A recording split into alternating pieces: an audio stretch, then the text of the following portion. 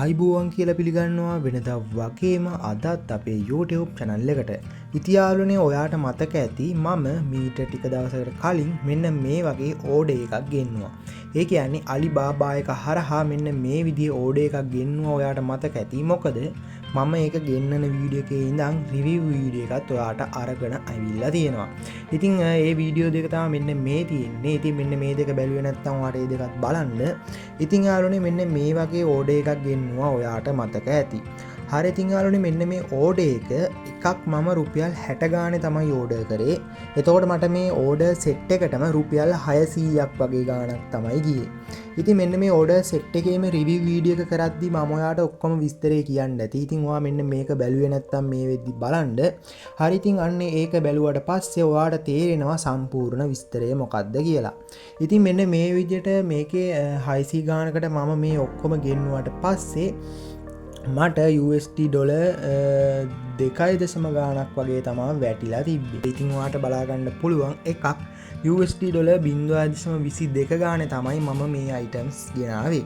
ඉතින් මෙන්න මේ අයිටම්ස් ඒ ගානේ ගෙනාවට පස්සේ අපි බලමු කීයක් මෙතෙන්ට වැටුණාද කියලා හරියටම දැන් මුල ඉඳන්.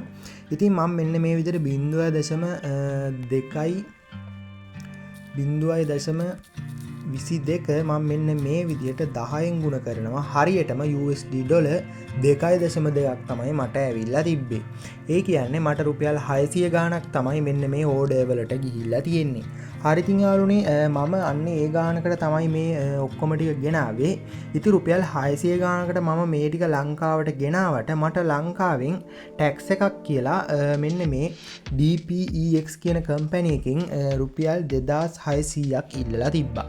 ඉතින් මට කෝල් එකකින් තමයි මේ විදිහට 2600ක් ඉල්ලලා තිබ්බේ. ඉතින් ඒ විදිහට කම්පැනි එකකින් කෝල් එකක් දීලා ඔයාට ටැක්ස් එකක් වැදිලා තියෙනවා රුපියල් 2600 ගානක් කියලා මගින් රුපියල් 2600 ගානක් මේ ඕඩර් එකේ ටැක්ස් එක වෙනුවෙන් යාලා කීවා.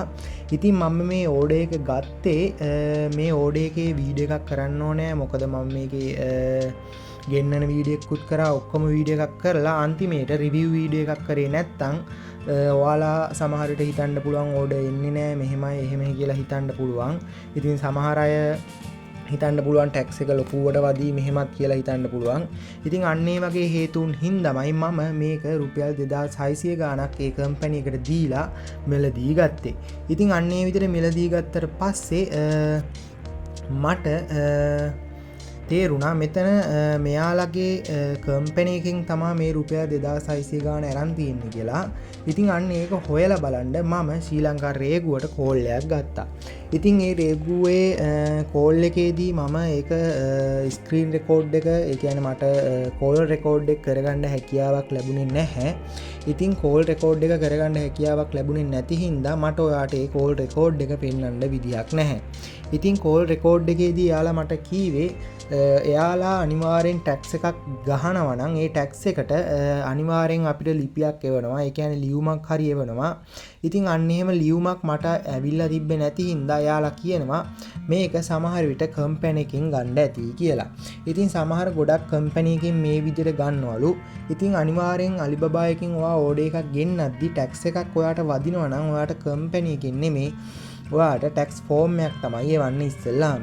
ඉතින් සමහර කම්පැනි වලින් තමයි මෙන්න මේ වගේ පොඩි රුපියල් 2000 3000 මේ වගේ ගණන් ගන්න ඔයාට ටැක්ස් එකක් වැදිලා තියෙනවා කියලා.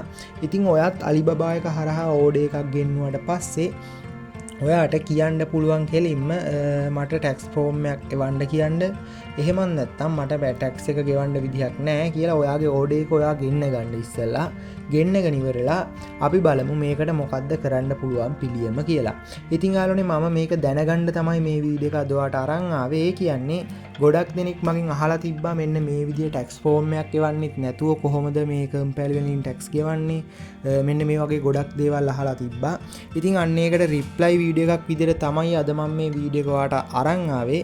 ඉතින් Alibaba එකෙන් ඔයා ඕඩර් එකක් ගෙන්නුවට පස්සේ මෙන්න මේ වගේ කම්පැනි වලින් තමයි මෙන්න මේ විදිහට ටැක්ස් එකක් කියලා ගන්නේ.